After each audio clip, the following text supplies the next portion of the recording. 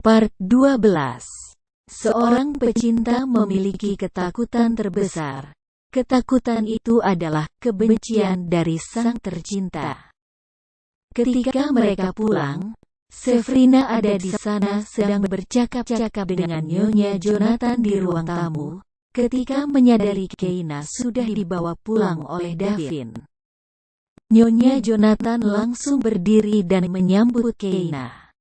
Keina, dengan lembut Nyonya Jonathan memeluk Keina. Polisi mengabarkan bahwa semuanya sudah selesai. Syukurlah semuanya baik-baik saja. Sabrina ikut berdiri dan menghampiri Keina lalu memeluknya erat-erat dengan cemas. Keina, syukurlah.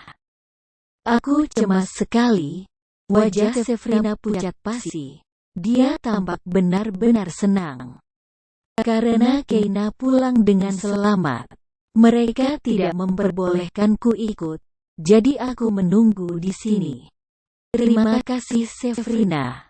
Keina tersenyum lembut. Dia ingin berterima kasih kepada semua orang yang mencemaskannya. Tetapi saat ini dia sangat lelah, amat sangat lelah. Davin sepertinya mengetahui bahwa Keina harus beristirahat. Dihelanya tubuh Keina. Aku akan mengantarkan Keina ke kamar untuk beristirahat dulu. Biarkan aku saja.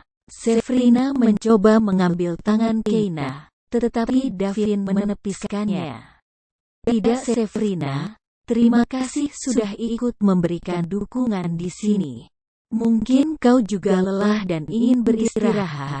Ada kamar tamu yang tersedia untukmu. Aku yang akan mengantar Keina beristirahat. Keina sudah terlalu lelah untuk berkata apapun. Dia hanya menurut saja ketika Davin menggandengnya ke kamarnya. Tidak disadarinya tatapan Sabrina yang membara menatap punggung mereka berdua dengan marah. Davin mendudukkan Keina ke tepi ranjang dan mengambil kursi untuk duduk di hadapannya. Diraihnya jemari Keina dengan lembut, dahinya mengernyit ketika melihatnya. Ini pasti terasa sakit, gumamnya setengah marah. Keina hanya tersenyum lemah menanggapinya, dan dia menguap. Davin terkekeh melihatnya. Tunggu ya, jangan tidur dulu, biarkan ku obati dulu lukamu. Dia mengambil kapas dan antiseptik yang sudah disiapkan oleh pelayan. Lalu mengoleskannya dengan lembut di pergelangan tangan Keina yang memerah. Sakit ya? Bisiknya lembut ketika melihat Keina mengernyit, tapi ini akan sembuh dengan cepat. Terima kasih Davin. Keina mencoba tersenyum. Lalu dia merenung, perempuan yang menculikku itu, apakah dia benar-benar ibuku? Jangan pikirkan itu dulu. Dan Jason, benarkah dia kakak kandungku? Mata Davin langsung bersinar cemburu ketika Keina menyebut nama Jason. Dia terdiam dan menunggu. Sementara itu Keina tetap bergumam, tidak menyadari api yang menyala di mata Davin. Kakak kandungku. Kenapa aku bisa melupakan bahwa aku mempunyai kakak lelaki? Kenapa kami dulu terpisah? Keina mengangkat bahunya dengan malu kepada Davin. Bahkan kau pun mungkin tidak akan menyangka kalau orang seperti aku bisa mempunyai kakak setampan Jason. Davin langsung menarik Keina. Tangannya yang masih menggenggam pergelangan tangan Keina menariknya supaya menempel di tubuhnya, dan tanpa peringatan, Davin mencium Keina. Lelaki itu mengecup bibirnya dengan lembut, dan ketika Keina masih terperangah kaget, Davin melumat bibirnya dengan sepenuh perasaan, menikmati manis dan lembutnya bibir Keina. Lama setelahnya, Davin melepaskan ciumannya. Matanya bersinar lembut ketika menatap mata Keina yang melebar dan ternganga bingung. Jemarinya menyentuh bibir Keina yang memerah karena ciumannya yang bergairah. Kau cantik. Jason pasti bangga memiliki adik secantik dirimu. Davin bergumam serak, lalu mengecup dahi Keina dengan lembut. Lelaki itu lalu menghela tubuh Keina supaya berbaring di ranjang dan menyelimutinya. Tidurlah sayang, lupakan semua kejadian kemarin, mulai sekarang aku akan menjagamu, bisik Davin pelan, mengantarkan Keina ke dalam tidurnya. Tidak mereka sadari bahwa semua kejadian itu dilihat oleh Sefrina yang mengintip di pintu. Matanya menyala penuh kebencian. Dia tadi datang pura-pura membawakan teh hangat untuk Keina, tetapi pemandangan inilah yang didapatnya. Kurang ajar, batinnya penuh kemarahan. Ini tidak boleh terjadi, ini semua melenceng jauh dari rencananya. Dia harus bisa memisahkan Davin dari Keina. Pagi harinya Keina terbangun dengan kebingungan dan ingatan yang bercampur aduk. Semua kenangan kembali kepadanya secara serentak, penyelamatannya dari penculikan. Teriakan Sofia yang mengatakan bahwa dia adalah ibu kandung Keina, kenyataan bahwa Jason adalah kakak kandungnya. Semuanya berpadu menjadi satu. Lalu, ciuman Davin. Apakah itu benar-benar terjadi atau jangan-jangan itu hanyalah hayalannya saja? Tetapi kenapa Davin menciumnya? Keina menyentuh bibirnya dan pipinya terasa panas. Bibir Davin sudah menyentuh bibirnya. Melumatnya. Tanpa diduga pintu kamarnya terbuka, dan lelaki yang sedang dibayangkannya sudah berdiri di sana. Hai. Davin tersenyum lembut. Hai. Keina tersenyum. Tiba-tiba dia teringat akan Sefrina yang menyambutnya kemarin tetapi Keina sudah terlalu lelah untuk menanggapinya. Dia merasa menyesal karena sudah tidak sopan kepada Sefrina. Apakah Sefrina masih menginap di sini? Semalam dia berpamitan pulang. Davin mengernyit dan memandang ke sekeliling. Ketika kami masih menanti kabar tentangmu, Sefrina menginap di rumah ini. Tetapi meskipun ada banyak kamar tamu di mansion ini, Sefrina memilih tidur di kamarmu. Di kamar ini, kenapa? Aku tidak tahu. Davin mengangkat bahunya tiba-tiba baru menyadari akan keanehan perilaku Sefrina itu. Dia bilang dia akan lebih tenang mendoakanmu kalau tidur di sini. Sefrina tidur di kamar ini? Keina mengerutkan dahi dan merasa sedikit aneh. Tetapi kemudian dia berpikir bahwa apa yang dikatakan Sefrina mungkin ada benarnya. Sahabatnya itu pastilah amat sangat mencemaskannya. Kau merasa lebih baik? Tanya Davin kemudian. Keina berusaha menyembunyikan pipinya yang merona. Dia menganggukkan kepalanya. Aku sudah merasa lebih baik, jawabnya pelan. Bagus. Davin melangkah duduk di kursi yang didudukinya kemarin. Membuat ingatan akan ciuman itu menyerbu benak Keina, membuatnya semakin salah tingkah. Lelaki itu duduk dalam posisi yang sama, di hadapan Keina yang sedang duduk di ranjang. Aku tahu ini terlalu pagi. Tetapi Jason tadi menelepon dan mengatakan bahwa dia akan kemari untuk menjemputmu. Mata Davin bersinar sedih. Dan aku tidak berhak melarangnya. Semalaman aku berpikir keras, dan aku menyadari bahwa aku tidak boleh memisahkan kakak beradik yang sudah terpisah sekian lama. Kalian pasti ingin bersama. Davin menghela napas panjang. Tetapi sebelumnya ada yang ingin kukatakan kepadamu, kenyataan yang mungkin akan membuatmu menyalahkanku. Aku pikir aku harus mengungkapkannya kepadamu sebelum Jason yang melakukannya. Keina memandang Davin dengan bingung. Kenyataan tentang apa? Dia menyuarakan pertanyaan di dalam benaknya. Tentang masa laluku, tentang masa lalu kita. Davin menatap mata Keina dalam-dalam.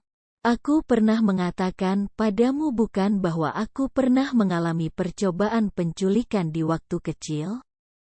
Dan kemudian ada seorang lelaki yang menyelamatkanmu? Lalu aku mengatakan bahwa lelaki itu sudah meninggal? Davin memang pernah mengatakannya, tetapi apa hubungan itu semua dengan orang yang menyelamatkanku adalah ayahmu? Davin mengatakan dengan jantung berdetak kencang, ayahmu dulu adalah seorang pemain biola terkenal dan jenius. Kau lihat bahwa bakatnya menurun kepada Jason. Sedang ayahku sangat tertarik dengan bidang musik klasik, mereka bersahabat. Sampai kemudian seorang penculik berpisau mencoba membawaku dan ayahmu menyelamatkanku. Ayahnya seorang pemain biola terkenal?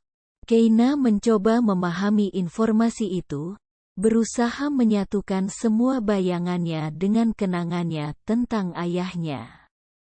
Seorang buruh bangunan kasar dengan tangan penuh luka dan kapalan. Mana mungkin ayahnya pemain biola terkenal? Usaha menyelamatkan diriku telah merenggut bakat ayahmu. Davin seolah tahu apa yang ada di benak Keina. Pisau penculik itu mengenai sarafnya sehingga dia tidak bisa bermain biola lagi. Davin menghela napas panjang. Dan ayahmu kehilangan masa depannya. Dia kehilangan keluarganya. Semuanya berawal dari diriku. Selesailah sudah. Davin mengernyitkan keningnya, mengamati wajah Keina yang pucat pasi. Apakah Keina akan membencinya? Apakah Keina akan menuduhnya sebagai penghancur keluarganya? Bisakah Keina memaafkannya? Berbagai pikiran berkecamuk di benak Davin, membuatnya merasa ngeri. Perasaannya kepada Keina telah bertumbuh menjadi sesuatu yang asing dan takut untuk dia akui. Tetapi setelah ciuman semalam itu dia tidak bisa menyangkalnya lagi. Davin mencintai Keina, dan dia takut kehilangannya. Dia tidak akan tahan kalau Keina membencinya. Keina. Davin akhirnya bertanya ketika Keina hanya diam dan terpaku. Apakah kau membenciku? Kenapa Keina tidak mengatakan sesuatu kepadanya? Jantung Davin makin berdebar, menanti apapun reaksi dari Keina. Apapun reaksi itu dia akan menerimanya. Dia sudah siap menerima cacian. Tamparan bahkan mungkin ditinggalkan. Tetapi sikap diam Keina ini bukanlah apa yang diharapkannya. Kemudian seorang pelayan mengetuk pintu dengan hati-hati, membuat Davin menoleh dengan kening berkerut. Ada apa? Tuan Jason menunggu di bawah, gumam pelayan itu memberitahu. Davin langsung beranjak, menatap Keina yang masih terdiam. Dengan sedih dia menyentuhkan jemarinya di pipi Keina. Kau boleh marah padaku kalau kau mau, gumamnya lembut. Aku tunggu di bawah ya. Lalu Davin melangkah pergi, meninggalkan Keina yang masih termenung dalam kebingungannya. Semua kenangan itu tiba-tiba menyeruak kembali di dalam benaknya. Kejadian di malam hujan dan badai itu ternyata bukan mimpi. Semua itu nyata. Teriakan-teriakan di tengah hujan itu adalah teriakan ibunya yang mencaci maki ayahnya, mengancam akan meninggalkannya. Dan lalu, anak lelaki kecil itu Jason kakaknya, yang kemudian direnggut paksa oleh ibunya. Keina berteriak-teriak memanggil kakaknya, tetapi dia didorong oleh ibunya. Sampai terjatuh dan ditolong ayahnya. Jason menjerit-jerit memanggil Keina dalam gendongan ibunya. tetapi sang ibu tetap tidak menghiraukan teriakan mereka. Jason dan Keina dipisahkan dengan paksa. Kenangan akan masa itu begitu traumatis sehingga Keina kecil menenggelamkan semua ingatannya dalam-dalam. Menyimpannya jauh di dalam memorinya dan menganggapnya tidak pernah terjadi. Ayahnya mengetahui itu dan membiarkannya, berpikir bahwa lebih baik Keina lupa semuanya sehingga bisa melangkah ke kehidupan baru tanpa kenangan masa lalu yang menyakitkan. Lalu semua kenangan itu kembali secara samar ketika Keina bertemu dengan Jason untuk pertama kalinya, mendengarkan permainan biola lelaki itu. Sekarang setelah ingat semuanya, Keina tahu kakaknya sangat berbakat bermain biola, menuruni bakat ayahnya. Keina kecil selalu menunggui Jason ketika kakaknya itu berlatih biola. Jason selalu memainkan lagu apapun yang diminta Keina setelahnya. Hidup mereka dulu terasa begitu bahagia, bisa berdua. Sampai kemudian pertengkaran itu terjadi dan ibunya memutuskan bahwa ayahnya tak pantas lagi untuknya. Dan pemicu pertengkaran itu pastilah kecelakaan yang mematikan saraf jemari ayahnya, yang membuatnya tidak bisa bermain biola lagi dan kehilangan masa depannya yang cerah. Dan semua itu terjadi karena ayahnya menyelamatkan Davin. Keina merenung, mencoba menelaah semua kenyataan itu di dalam benaknya. Lalu setelah menghela napas panjang, Keina melangkah turun menuju ke arah Davin dan Jason. Ketika Keina masuk, Davin dan Jason langsung menoleh bersamaan. Kedua lelaki itu tampak sedang berbincang-bincang dengan serius. "Keina," Jason bertanya lembut, menatap adiknya dengan penuh kasih sayang, "kau sudah merasa baik?" Keina menatap wajah Jason, untuk pertama kalinya menyadari bahwa lelaki ini adalah kakaknya. Untuk pertama kalinya dia menatap wajah Jason sebagai wajah kakaknya, wajah yang sama. Hanya versi dewasa dari kakak kecilnya dulu yang sangat menyayanginya. Mata Keina berkaca-kaca. "Jason, kakak," suara Keina terdengar serak. Seketika itu juga Jason menyadari bahwa Keina sudah ingat, bahwa seluruh kenangan mereka di waktu kecil sudah bisa Keina ingat. Jason langsung melangkah tergesa, sejenak berdiri ragu di hadapan Keina. Lalu menarik Keina ke dalam pelukannya. "Keina, adikku," dipeluknya Keina erat-erat seolah akan meremukkannya. "Oh ya Tuhan, setelah sekian lama, setelah mencari dan putus asa, akhirnya Jason bisa memeluk Keina lagi." Dalam rengkuhan lengannya, matanya terasa panas, dan kemudian ikut larut dalam air mata haru yang ditumpahkan Keina di dadanya. Semua kenangan menyakitkan tentang perpisahan mereka yang dipaksakan itu musnah sudah, digantikan oleh kebahagiaan karena pertemuan indah itu, pertemuan kakak dan adik yang sudah lama terpisah. Sementara itu Davin menatap Jason dan Keina yang sedang berpelukan itu dengan perasaan campur aduk. Bersambung ke part 13.